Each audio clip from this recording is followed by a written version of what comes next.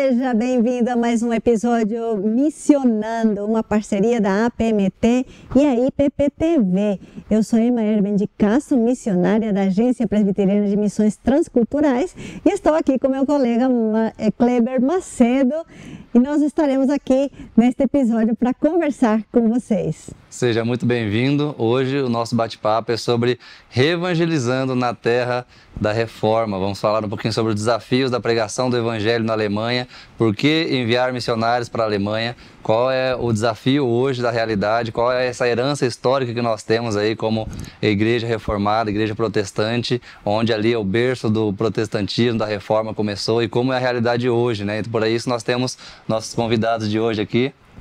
Nossos convidados que acabam de chegar da Alemanha, isso mesmo, estão vindo do aeroporto praticamente, só deixaram as malas e já estão aqui para a gente conversar um pouquinho nesse tempo que vocês vão passar aqui no Brasil. Muito obrigado por prestigiar também o nosso podcast, e seja bem-vindo o reverendo Ciro e a Thalita, sua esposa, que este tempo aqui no Brasil seja bem proveitoso para vocês. Muito obrigado, Emma, obrigado, Kleber, pela oportunidade. É uma alegria estar com vocês aqui. A gente se sente realmente privilegiado, né, de poder ter esse tempo com vocês. E vamos lá, vamos para esse bate-papo aí, vamos ver o que sai. Um bate-papo assim, bem informal, né? Mas para a gente conhecer um pouquinho e refletir um pouquinho também sobre essa questão da reforma, Alemanha, por que enviar? Tem muita gente que não entende por que enviar missionários para a Alemanha, e a sua ascendência é alemã, né, Thalita? Exatamente, meu pai é alemão. Meu pai e minha mãe agora já são há mais de 40 anos missionários no sul do Brasil. E é interessante, né? Meu pai veio da Alemanha para ser missionário no Brasil, e a gente está fazendo o caminho inverso, né? Saindo do Brasil para fazer missões na Alemanha, né? Isso, fique você com a gente aqui para a gente conversar um pouquinho e entender todo esse contexto do pós-cristianismo na Alemanha, na Europa, né?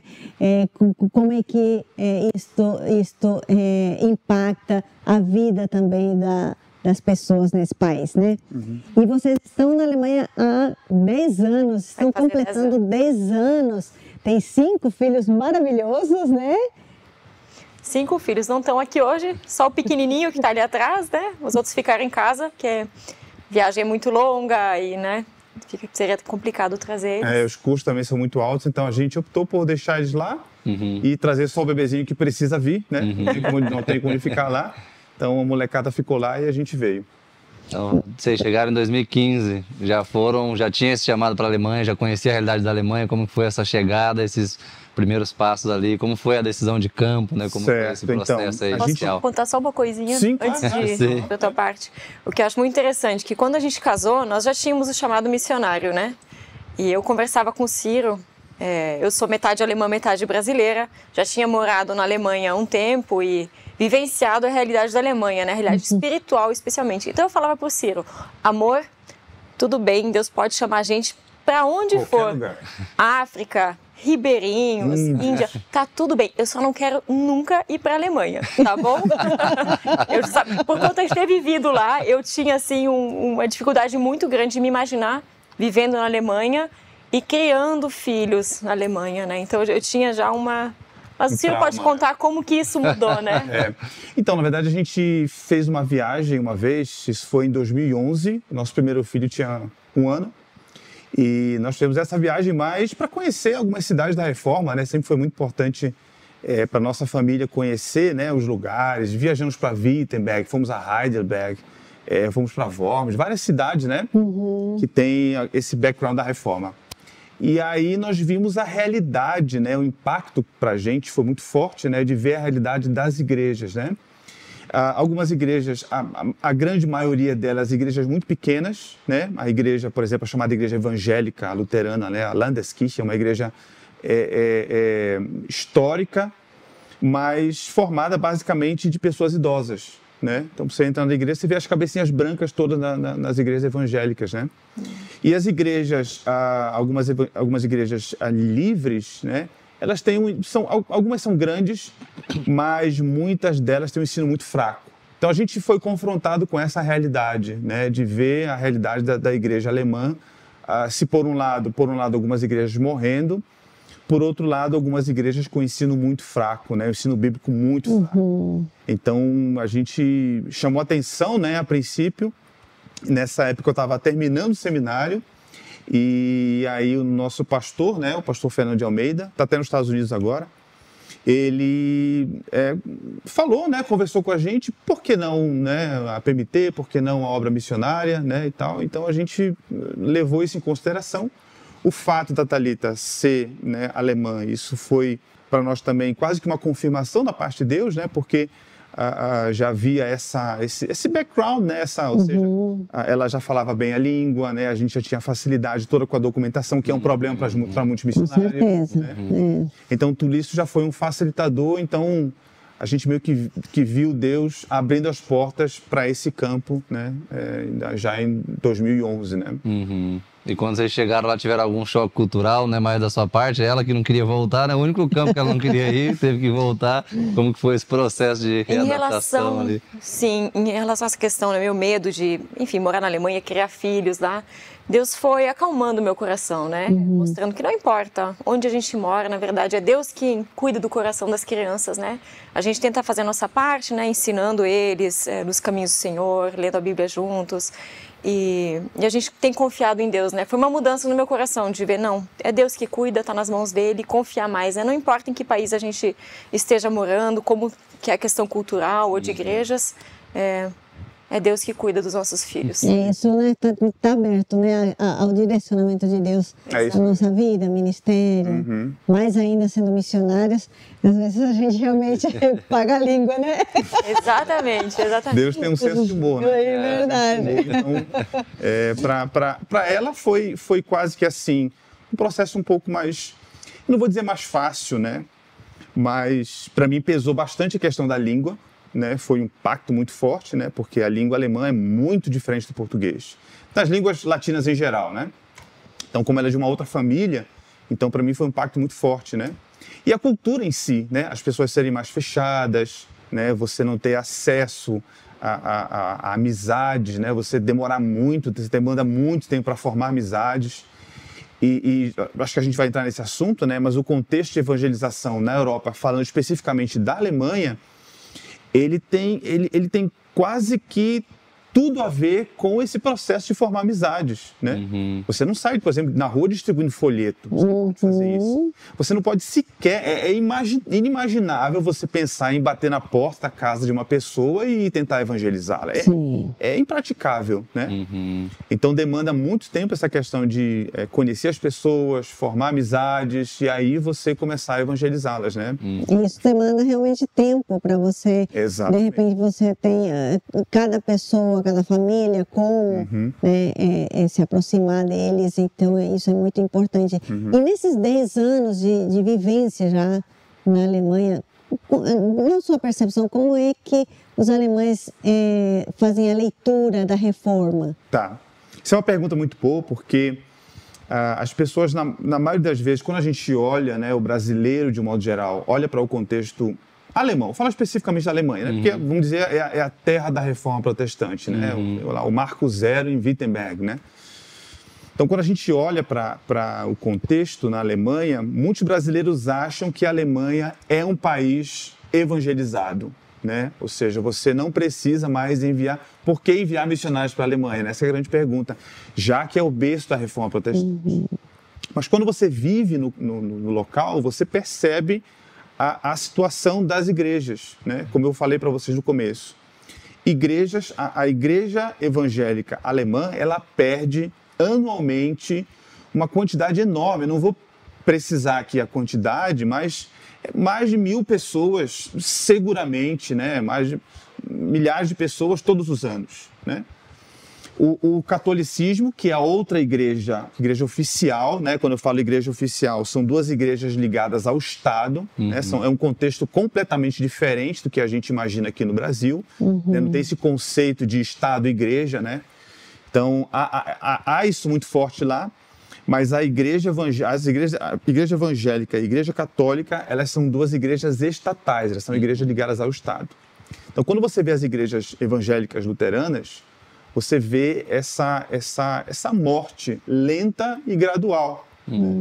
A gente, por exemplo, trabalha em parceria com uma igreja americana que aluga um espaço, né, de uma igreja evangélica luterana.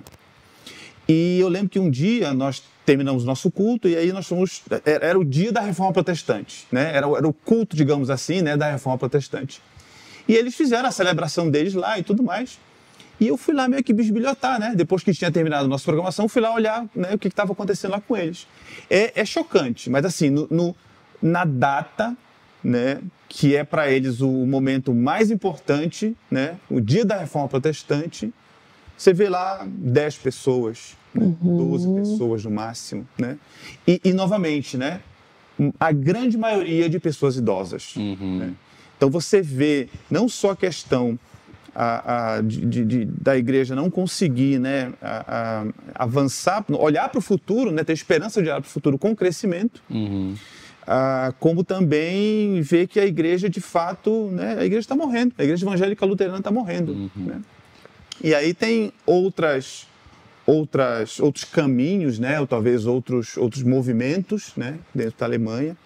Talvez a gente fale um pouquinho mais à frente. Né? E nisso daí, olhando para o país, assim, como é que é a fé das pessoas? Como é que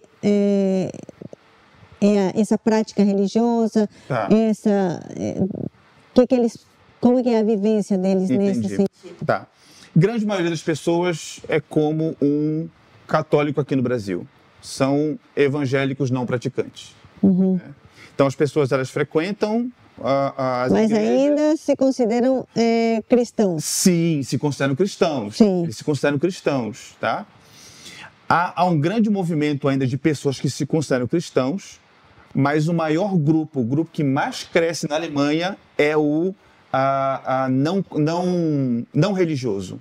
As pessoas se dizem não religiosas. Veja bem, eu não estou dizendo que eles são ateus. Tá? Esse é um ponto importante, porque muita gente acha que a grande parte dos alemães se consideram ateus, mas não.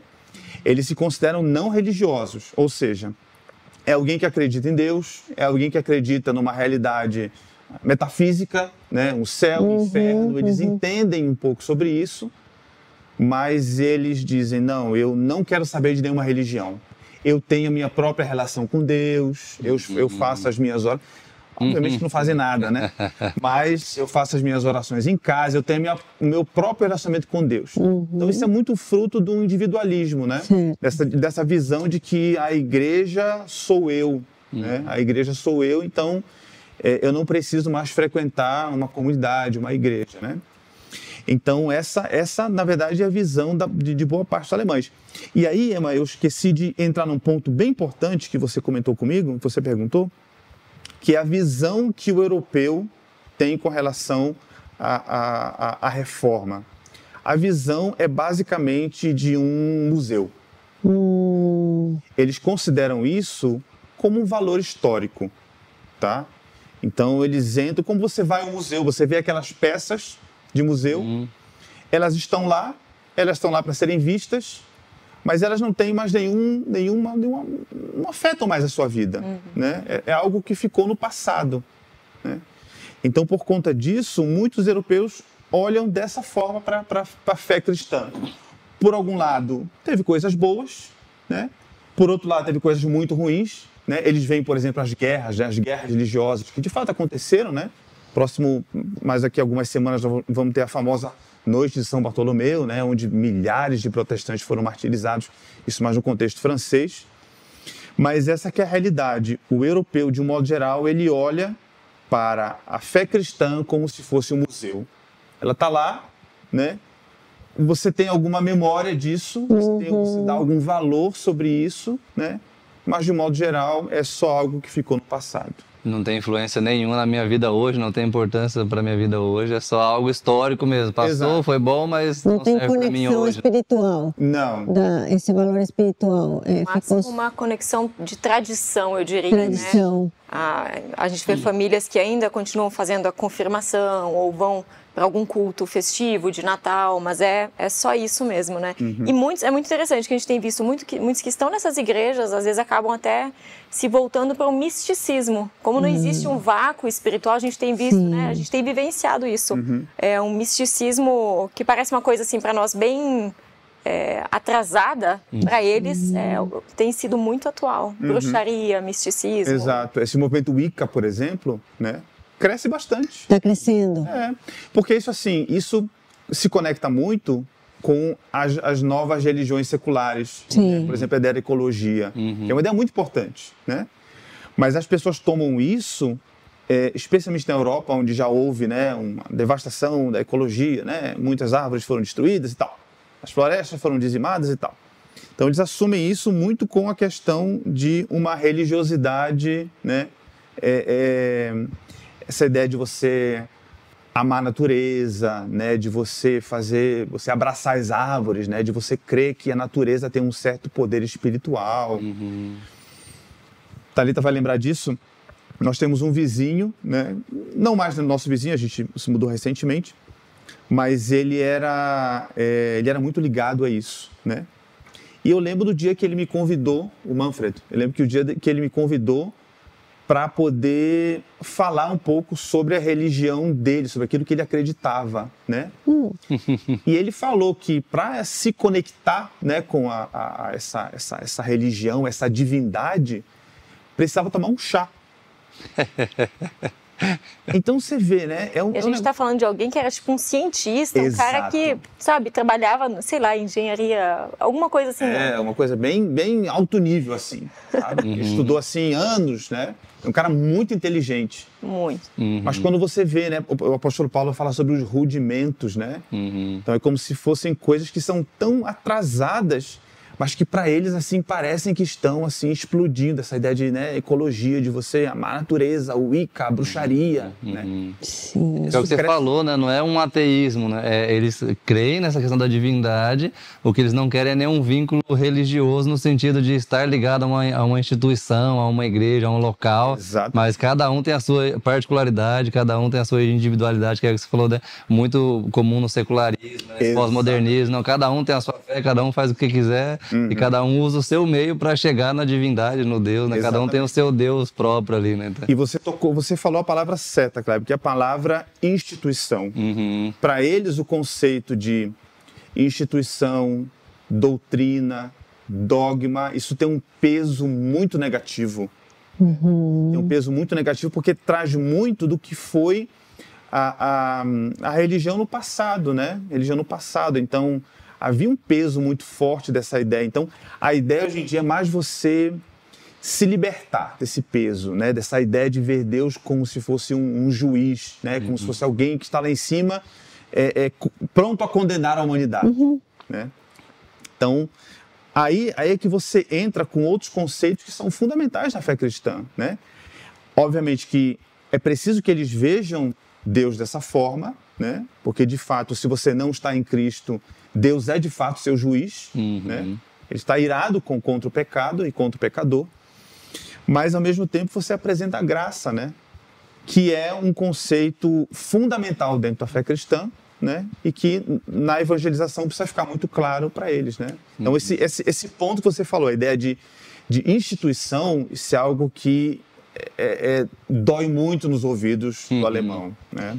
E na sua experiência, quando começou esse declínio assim, da igreja, das igrejas evangélicas? Eu diria, Emma, que um dos maiores, dos marcos, né, do declínio da fé cristã no contexto alemão foi do início do liberalismo teológico. Então você tem ali dois movimentos muito fortes, que foram muito fortes na Alemanha, que foi o racionalismo, né, muito forte no contexto alemão, e o pietismo. Né? Então esses dois movimentos eles se uniram e formaram aquilo que a gente chama hoje de liberalismo teológico. Né? Basicamente a convicção de que a Bíblia ela não é a palavra de Deus, ela se torna a palavra de Deus, né? Então, os liberais não creem, né, que a Bíblia ela é a palavra de Deus. Usam, por exemplo, a figura histórica de Jesus. Então, eles fazem uma divisão entre o Jesus histórico e aquele Jesus que os apóstolos contaram na Bíblia. Né? São dois personagens diferentes. Né? Nós não fazemos essa divisão. Nós queremos que aquilo que está nas Escrituras, nos Evangelhos, aconteceu de fato. Né? Então você vê alguns autores liberais, por exemplo, falando do Mar Vermelho se abrindo. Né? Não foi que o Mar Vermelho se abriu. Né? Foi um vento oriental que bateu e ali naquele momento os hebreus perceberam, né? Então que eles podiam atravessar naquele momento e tal. Então sempre há uma explicação racional, sempre há uma explicação científica. Sim. Né? E o pietismo se volta muito para essa questão da fé como algo pessoal. Né? A fé é algo privado, é algo seu. Tanto é que se você evangeliza uma pessoa, é como se você estivesse tocando uma parte muito íntima dela. Por isso que nem todo alemão aceita você falar da fé dela. Porque é algo muito pessoal, é algo muito íntimo. Né? Inclusive com os filhos, isso tem acontecido, né? Que a gente escuta também, isso também... Os pais têm que respeitar os filhos. Como é que se dá impor, né? isso? Essa ideia de impor a fé sobre os filhos. Eles olham dessa maneira mesmo? Acho que alguns olham, acho que alguns veem essa ideia de que você não pode impor, né, a sua convicção para o seu filho.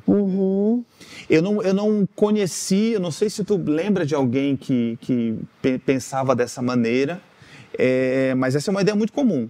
Essa é uma ideia muito comum, né, de que você não deve impor para o seu filho a sua convicção.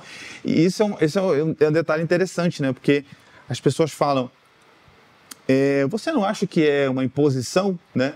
Você colocar a sua fé sobre o seu filho? A resposta que eu dou é sim, eu acho. Eu acho que é uma imposição. Mas eu, como pai, sei o que é melhor para o meu filho. Né? Então, você não diria também que é uma imposição obrigar seu filho todos os dias a ir para a escola? Né? Ou escolher o nome dele? Né? Por que você não deixa seu filho escolher o seu nome, então? Né? Então, não é uma imposição também? Lógico, porque eu vejo da maneira que é correto meu filho. Então, eu acredito que os meus valores devem ser impostos, não meus valores, mas os valores bíblicos, né?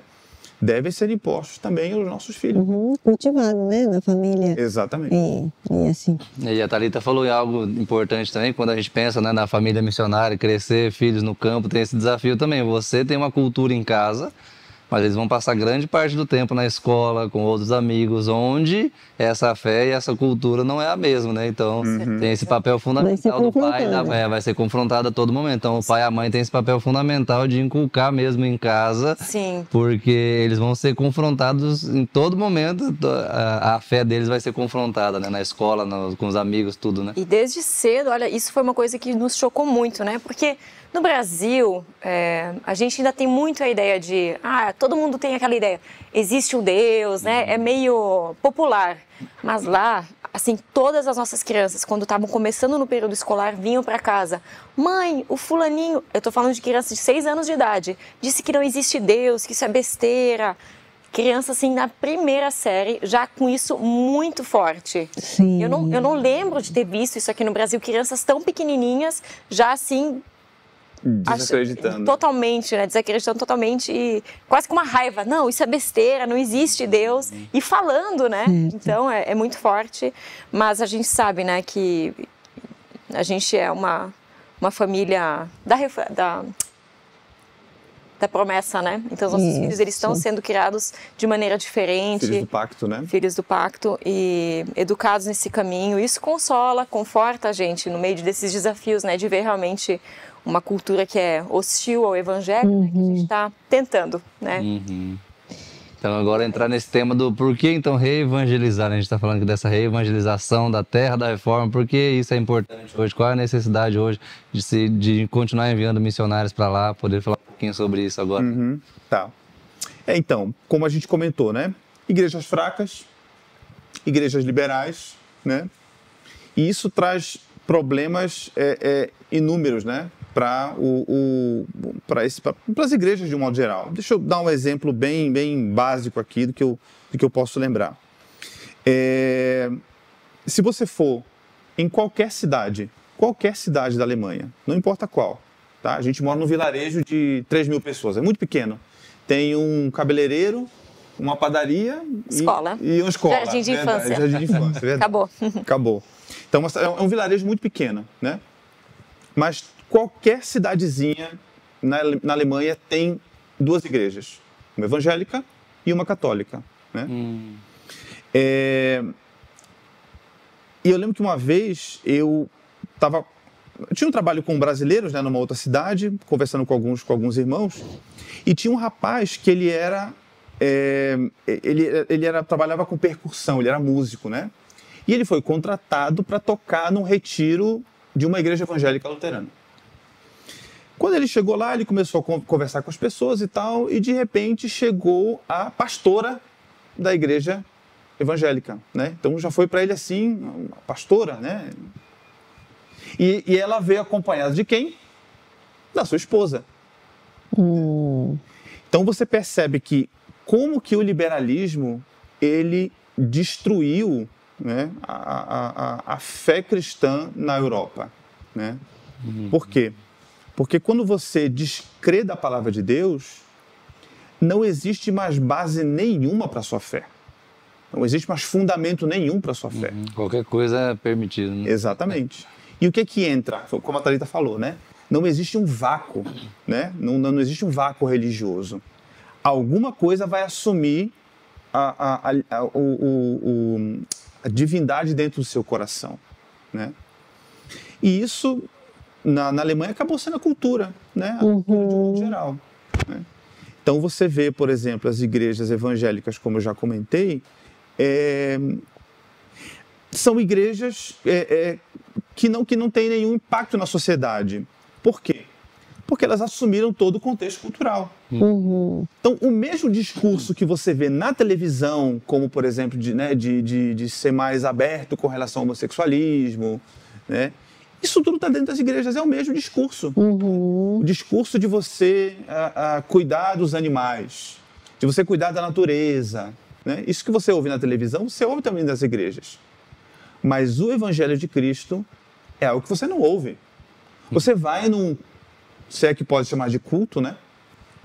Mas você vai num culto de uma igreja evangélica, você vai ouvir de tudo isso. Você vai ouvir que você tem que ser uma boa pessoa, que você tem que amar, né, os animais, você tem que, né, cuidar da natureza, né, você tem que cuidar do social, né, você tem que mandar roupas para os países pobres do leste europeu. Isso tudo você vai ouvir. Mas a mensagem de que você é pecador, de que você precisa de Cristo, né? E que sem Cristo você está fadado a uma vida, né, de condenação, isso você nunca vai ouvir. É puro moralismo, né? Eu diria que, olhando, né, você que tem mais experiência, o Brasil não está indo pelo mesmo caminho com essa ideia de pregação coach, de que você é bonzinho, de que você não sei o quê, talvez não está indo aí caminhando pelo mesmo... Exatamente. Trilhando o mesmo caminho, eu acredito. É por isso que isso é um alerta que nós fazemos como missionários, vendo o contexto, né, do que já aconteceu, né? Ali naquele contexto, nós estamos olhando para o futuro da igreja brasileira, caso eles não acordem, caso a igreja brasileira não acorde. Isso é muito sério, isso é muito grave. Porque lá na Alemanha, nós vemos o resultado do que foi o liberalismo, né? Nós vemos o resultado do que foi a pregação focada exclusivamente em cuidar dos pobres. É óbvio que precisa cuidar dos pobres, né? É óbvio que a gente precisa, né, como igreja, se mobilizar para isso. Mas esse não é o Evangelho de Cristo. Né? É óbvio que a gente precisa cuidar da natureza, sem dúvida nenhuma. Sim. Mas esse não é o Evangelho de Cristo. Então, o grande problema foi esse, de que eles reduziram a mensagem do Evangelho a um denominador tão comum, tão pequeno, que eles se afastaram completamente do que de fato é a fé cristã, entende? Então nós vemos agora, com igrejas morrendo, o resultado né, desse mesmo liberalismo que infecta as igrejas brasileiras hoje em dia. Né? Muito, muito interessante, né? E olhando nessa perspectiva também, tem muitas pessoas também que aqui no Brasil mesmo questionam por que eu preciso mandar missionários para a Alemanha, enviar missionários nesse contexto, sendo que eles têm literaturas, eles têm informações, eles têm acesso à mídia e eles podem optar se eles querem saber de Jesus ou não. Como a gente pode conversar com essas pessoas que pensam dessa maneira? Certo. Olha, eu diria que a Alemanha é um país necessitado de missionários porque o contexto exige isso, né? O contexto exige isso. O relacionamento interpessoal. Exato. Né? O contexto exige você ter pastores que creiam de fato no Evangelho, né? Isso é um detalhe interessante, né? Porque você vai em muitas igrejas e muitos pastores nem crentes são. A gente ouviu de muitas pessoas, muitas durante esse tempo que a gente estava lá, né? Olha, eu fui em dezenas de igrejas, Thalita, e não encontrei uma que pregasse o evangelho. Então é uma realidade, né? As pessoas estão lá, até algumas que são cristãs, né? Estão em busca de uma boa igreja que pregue o evangelho e não vão encontrar. Então essas igrejas não vão estar evangelizando também, né? Vão estar falando qualquer outra coisa, mas não a palavra de Deus, né? E aí vem a importância de missões, especialmente missões brasileiras, né? Porque eu falo, a gente com a nossa característica brasileira de sermos mais abertos, amistosos, né? Hospitaleiros e a gente conversa com todo mundo, né? Isso acaba abrindo portas mesmo, né? Leva um tempo, claro, né? O alemão, a princípio, ele é um pouco desconfiado, né? Você precisa de um tempo para, tá tudo bem, pode confiar em mim, né? Isso leva às vezes alguns anos até se estabelecer uma amizade, até eles conhecerem você melhor, ver que você tem uma vida correta. Isso é muito importante, né?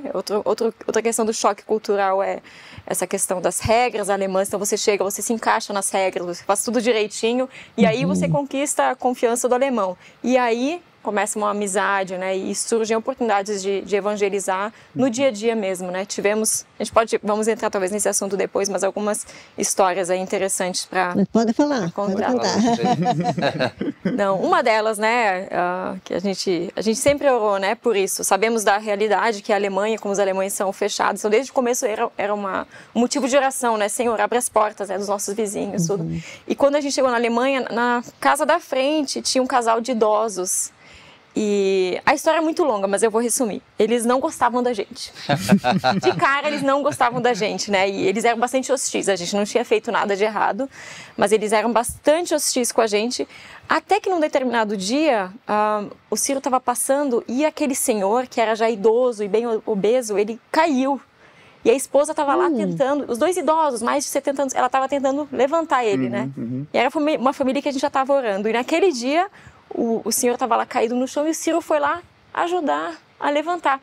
Não foi nada demais, gente, foi uma coisa simples. Mas aí eles viram que nós não somos pessoas más, né? A partir daquele dia que o Ciro levantou aquele senhor idoso, eles começaram a ter mais contato com a gente. E eu lembro que poucos dias depois eu abri a porta e esse senhor, que a princípio tinha sido bem hostil com a gente, ele estava lá com um buquê de flores que ele pegou no jardim. Falou, né, comigo, agradeceu. E eu pensei, poxa, olha o que o evangelho não faz, trazendo paz onde antes talvez tinha ódio, onde tinha, né, hostilidade. Agora Jesus vem transformando tudo isso. E aí tivemos, né, ao longo dos anos, moramos ali um bom tempo, chances de conversar, de ler a Bíblia juntos, de orar. No fim, ele acabou falecendo, né? E eu lembro que quando ele faleceu também, a esposa dele veio buscar contato com a gente, consolo, né? Sabendo que nós estávamos abertos para isso. E tivemos a chance também de conversar, falar do amor de Jesus, ler a Bíblia juntos, orar juntos. Então, tem muitas histórias assim. Eu vejo que é realmente sobrenatural, né? Como Deus vai abrindo as portas e quando E a presença de vocês lá, né?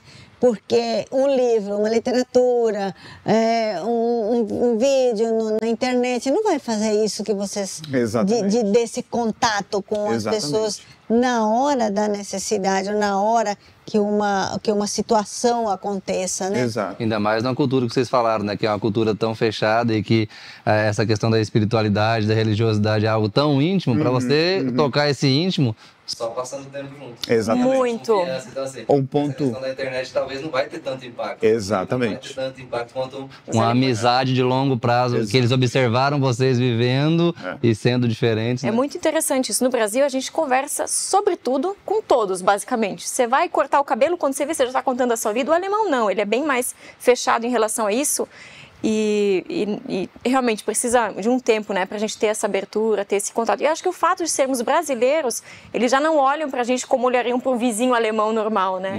E aí a gente chega, tem alguns filhos, então já abre portas em relação a pais do kindergarten, abre portas em relação aos pais da escola de música. Então, ter uma família grande também tem sido uma ajuda, porque a gente acaba... Tem muitos contatos. Relacionamentos. Né? Exatamente. Muitos relacionamentos, muitos. Porque, por exemplo, um casal sem filhos, ele vai ter um contato muito restrito na comunidade, no vilarejo que ele vive, né? A gente com um bando de filhos, são 5, abre muito mais portas e isso realmente é graça do Senhor, né? Interessante. O apóstolo Paulo, né, numa das suas recomendações para aquele que quer ser pastor, né? Chama atenção, por exemplo, ele fala, né, que não seja dado ao vinho, né, que seja marido de uma só mulher, isso a gente vê, né, seja apto a ensinar. E o apóstolo Paulo menciona que ele seja hospitaleiro, né? Esse detalhe é interessante porque essa hospitalidade para nós foi como uma característica do brasileiro, né, de ser hospitaleiro, de abrir a porta de casa.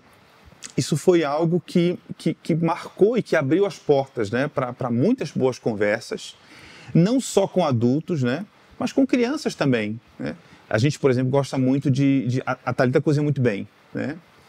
E olhando para você, não sei se eu concordo. Na Alemanha você vai ter o quê? Você vai ter prato, você tem batata frita, não tem muita opção, né? Então mas é verdade. Uma culinária brasileira misturada com a alemã, só sai coisa boa, só sai coisa boa. E é engraçado porque ela cozinha muito bem e ela a gente tem sempre as crianças, os amigos das crianças em casa, né?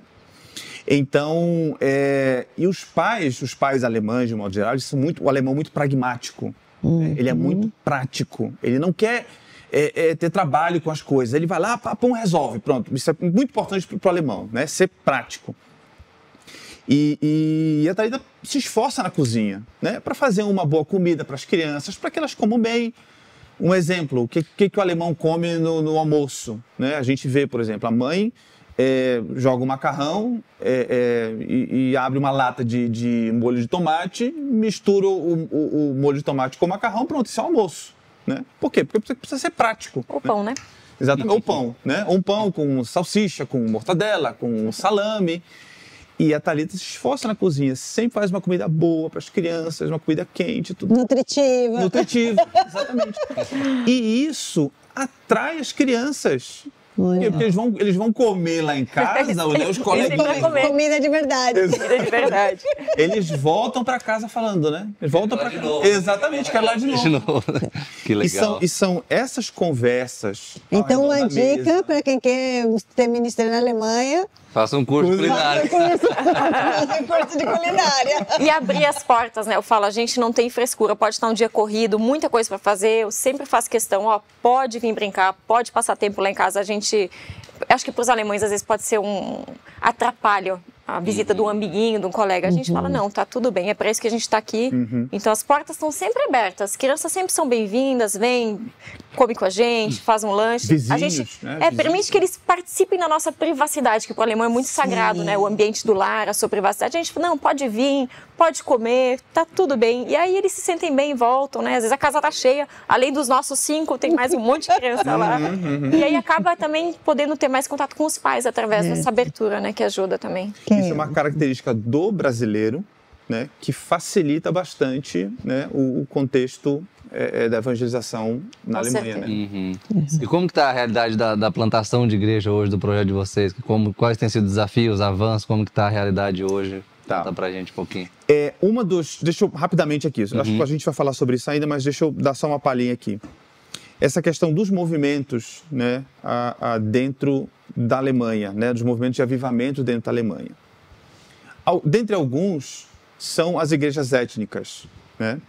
Então, por exemplo, você tem várias igrejas americanas, várias igrejas coreanas. Então, por exemplo, eu quase que semanalmente recebo e-mail, como a Thalita já comentou, né, de pessoas perguntando: pastor, eu estou em tal lugar, eu estou, né, nessa região aqui, só tem uma igreja para me indicar? Eu falo: olha, desculpa, não tem como indicar uma igreja para você. Não vou dizer para você uma igreja luterana. Não vou fazer isso. Então, na maioria das vezes, o que a gente pode indicar são essas igrejas étnicas, né? Igrejas, por exemplo, igrejas americanas, né? O culto é em inglês. Né? É de imigrantes. É de imigrantes. Não é pro alemão, não é pro local. Exatamente. Então, isso abre muitas portas, né?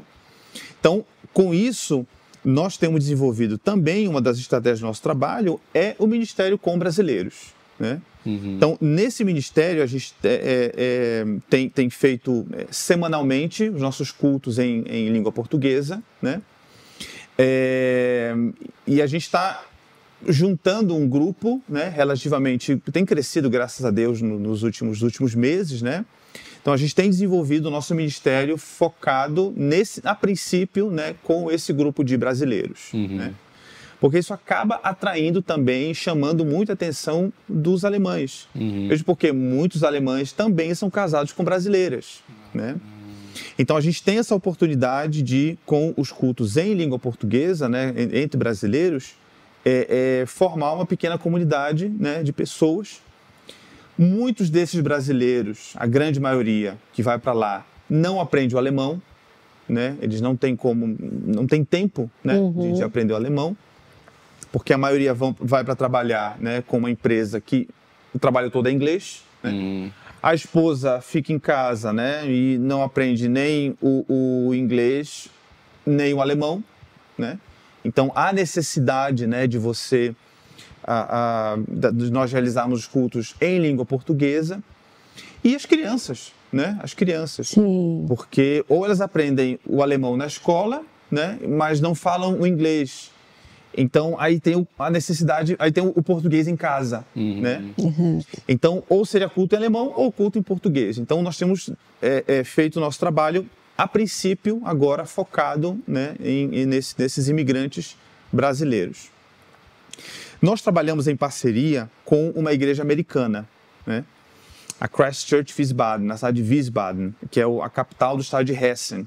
Então, tem uma cidade muito famosa, Frankfurt, 40 quilômetros mais ou menos, tem Wiesbaden. E essa igreja americana, eles têm um trabalho em inglês, com cultos em inglês, e atualmente eles estão iniciando agora um trabalho também em língua alemã. Então, parte do nosso projeto também é se engajar aos poucos nesse trabalho em alemão, né, para a gente também ter o nosso ministério em língua alemã. Né? Então, tem se desenvolvido basicamente nessas duas frentes, né? Com o português, o alemão e de vez em quando o inglês. Então, é uma boa salada. E o perfil hoje, né, desse movimento da diáspora, né? Exato. Hoje a gente pode entender que com essa aldeia global, né, que hoje a gente tudo no quintal, né? Então tem muito movimento migratório de países, de outros países, fazendo esse movimento e se radicando em outros países. Então, a igreja precisa ter esse olhar atento, né? Exatamente. Não somente aos nacionais, mas também com esse contato, né, que vocês têm realizado. E quais são os objetivos que você já tem atingido e quais são aqueles que ainda estão em processo de vocês consolidar e vocês verem o trabalho florescer? Isso. Então, o nosso plano, obviamente, é focar na plantação de uma igreja, né? Porque a gente percebe que o nosso ministério é focado nessa área. A gente vê o plano de Deus para essa terra, né? É a plantação de uma igreja, né? Jesus não deixou uma organização, uma instituição, né? Mas ele deixou uma igreja, uma comunidade de pessoas que se reúnem para adorar o seu nome, né? Então, esse é basicamente o nosso objetivo. Então, a gente está organizando esse grupo, né, de brasileiros com o fim, futuramente, de se tornar uma igreja. E o que a gente percebe é que, com o passar dos anos, quem assume essa igreja acabam sendo os nacionais, né? Como aconteceu, por exemplo, aqui no Brasil. Acaba sendo como uma estratégia, né? Exatamente. De você entrar na sociedade alemã, Exatamente. você fortalecer esses casamentos interculturais, né? E através disso essa nova geração, até os filhos de vocês estão envolvidos, Exatamente. né? Não olhar tem somente esse vínculo, para o presente. tanto alemão como o Brasil, né? Já tem um vínculo na sociedade, cresceram na sociedade, né? Já tem essa próxima Como aconteceu geração. aqui no Brasil, né? Como aconteceu aqui no Brasil há 40 anos atrás, né? Igreja suíça. Ao longo do tempo se tornou uma igreja brasileira, né? Igreja presbiteriana alemã, acho que tem igreja batista alemã, se eu não me engano.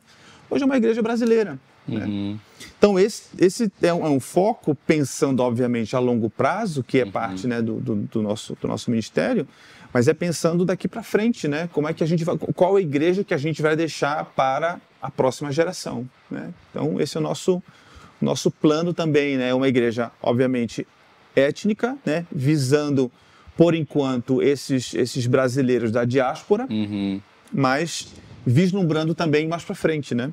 E essa questão da igreja lá, como é essa questão estatal, esse vínculo, é possível abrir uma igreja, uma instituição oficialmente, assim, documentalmente, ou não pode abrir igreja além dessas que já existem, ou não é permitido, ou eles veem como um aceito, como que é essa questão? Difícil.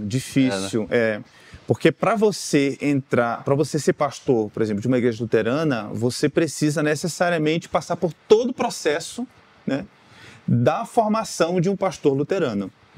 Aí você vai ter que ir para uma universidade, e aí na universidade você vai ver, né, tudo aquilo que toda aquela carga de ensino da teologia liberal, né?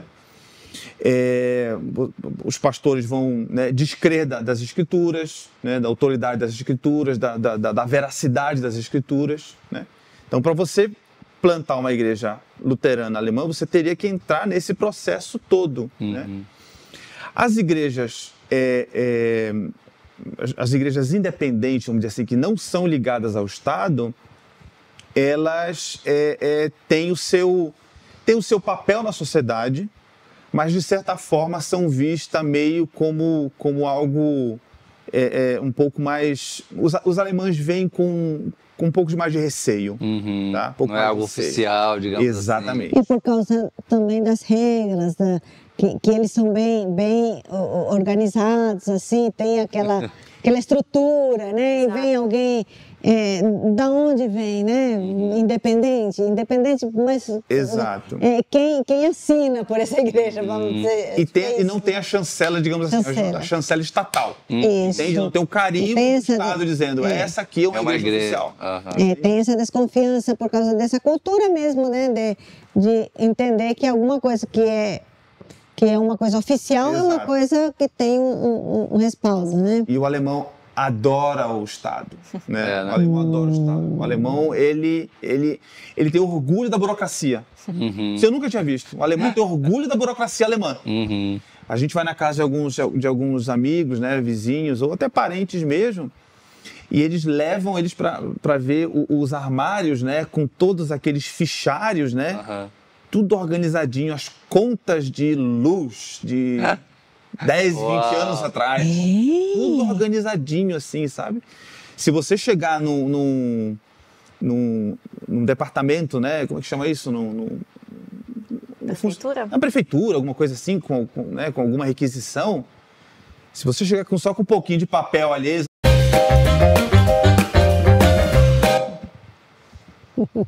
Tem que ter muito papel. Entendeu? Tem que ter muito papel para você ver, ó, nesse cara aí... Tá organizado, ele se preparou, né? Você chega só com um pouquinho ali, Exatamente. Já fala, esse cara aí não tem documento suficiente. Exatamente. E nesses 10 anos de ministério aí, tem alguma experiência que marcou muito a vida de vocês? Tem várias. Da minha parte, acho que sempre que as portas se abriram para a gente compartilhar do amor de Jesus, sempre foi algo muito marcante em relação a diversas pessoas, diversos vizinhos, né? A gente poderia contar muitas histórias aqui, acho que o tempo não permite, né?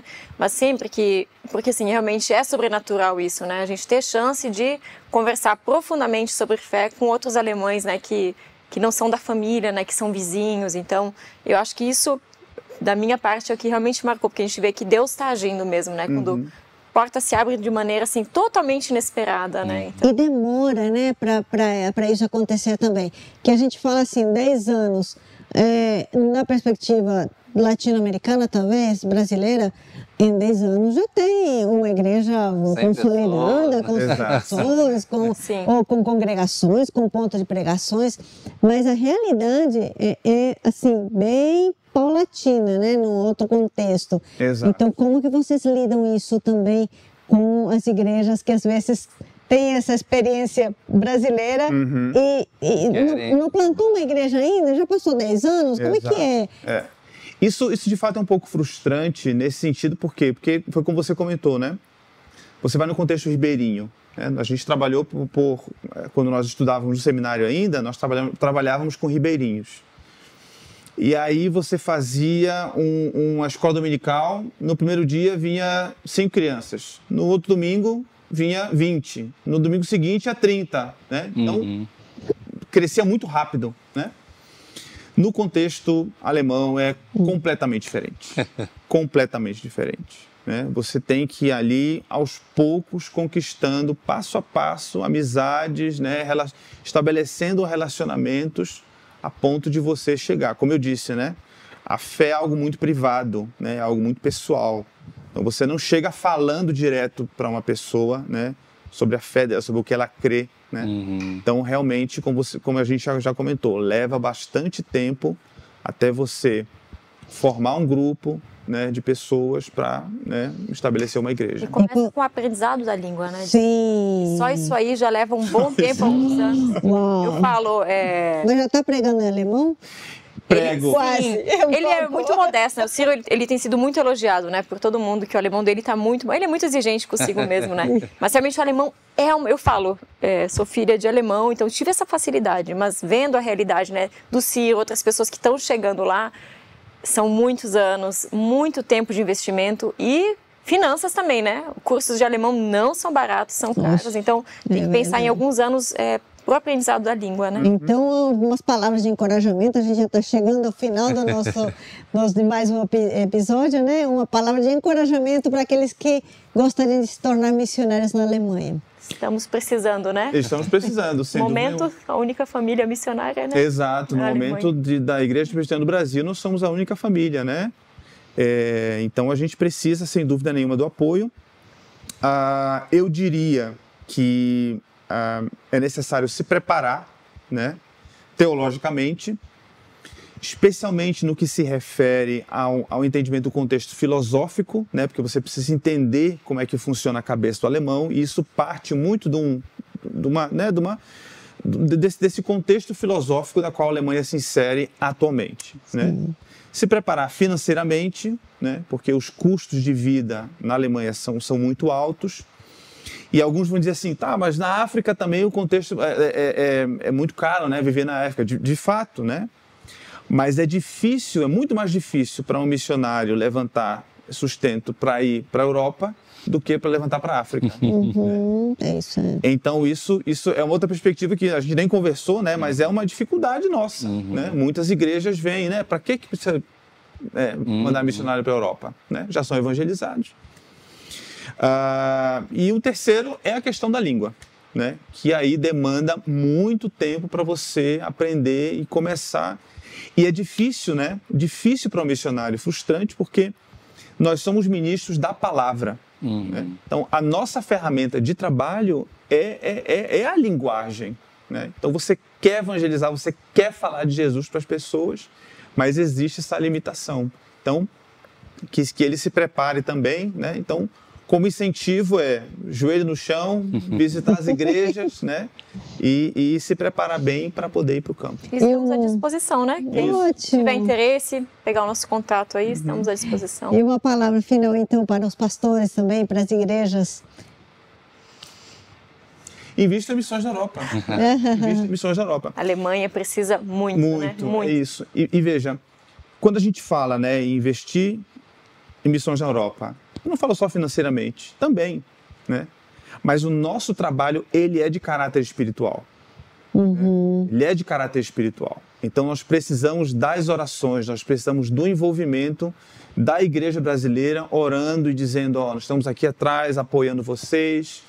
Então orem por nós, né? Orem por nós, porque de fato nós precisamos, né? Precisamos muito das orações dos irmãos. E a nossa ideia também com esse podcast, com esses episódios e com todo esse conteúdo é desmistificar isso, né? Tirar esse pouco desse preconceito que existe ou com essa visão meio romântica da Europa de que, não, lá é o berço da reforma, todo mundo conhece Lutero, todo mundo conhece Calvino, todo mundo é reformado e não, né? Conhecer um pouco dessa realidade para que a gente abra os olhos para essa necessidade de continuar enviando missionários, continuar investindo nesse ministério para que o evangelho verdadeiro continue sendo pregado ali, né? Nesse país e nesse continente como um todo, né? É isso aí. E que bom, né? Saber que vocês estão realizando esse trabalho lá.